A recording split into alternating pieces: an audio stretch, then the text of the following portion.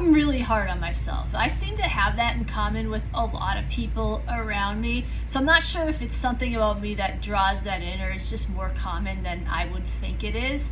I can't speak to where that comes from for somebody else, but I know for me, it came from feeling like a lot of people were hard on me when I was growing up. Most of them didn't mean anything by it. In fact, I think a lot of these people, their intentions were really good. They were just impossibly high standards for achieving what qualified as success in this community that I grew up in. And my parents just simply wanted to see me succeed by holding me to them. But my skill set and just my natural inclinations weren't really a fit for those things. So there's always sort of a clash, and I internalized all of that criticism. So pretty soon, I didn't even need other people telling me what I was doing wrong, even though of course they did, because I was already doing it on my own.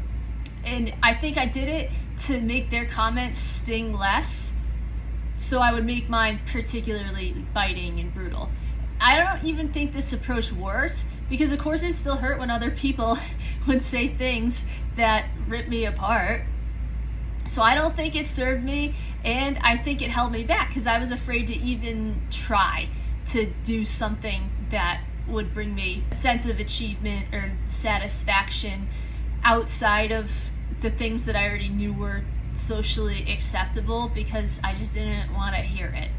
It's been a lot of work to silence that voice. I still hear it all the time, certainly when I write, but that's not even the challenge that one might think it is, because when you write, the only person reading it is you. It gets louder once I start to share that work with others.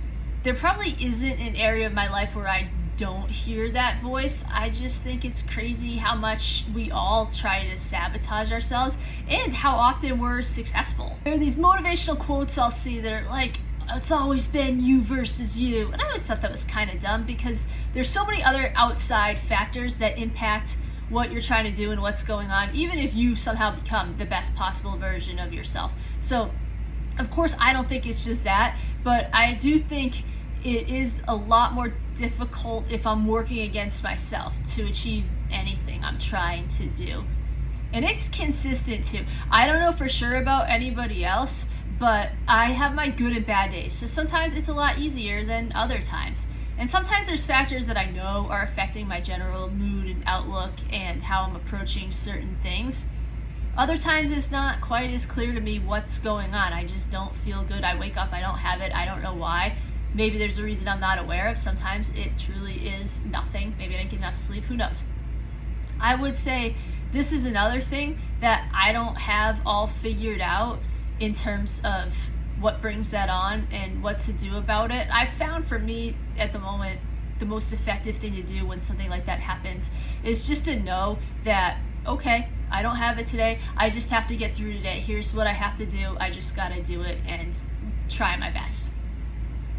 And usually that fills me with a sense of accomplishment. I kind of appreciate it more because I know I had to dig a little deeper to make it all happen. So the more that I do those things, I guess the more evidence I have to myself when I'm trying to silence that inner voice that the inner critic is wrong. Because I say to myself, okay, well, look at all these things that I've done. I have proof, because that critic is the toughest one of all. And I just sort of know that that's my default setting, and I'm gonna have to spend time and energy outsmarting it. And whenever there is an outer critic whose words kind of bother me, typically 9.99 times out of 10, when I look at this person and I look at what their life is like, as far as I can tell, obviously you have no idea what goes on behind closed doors, I don't see anything about it that I want for myself. So then I say to myself, okay, why should their opinion matter? What about that could possibly make me think that they're right about me and who I am and what I'm trying to do? Like, what would they really know about it?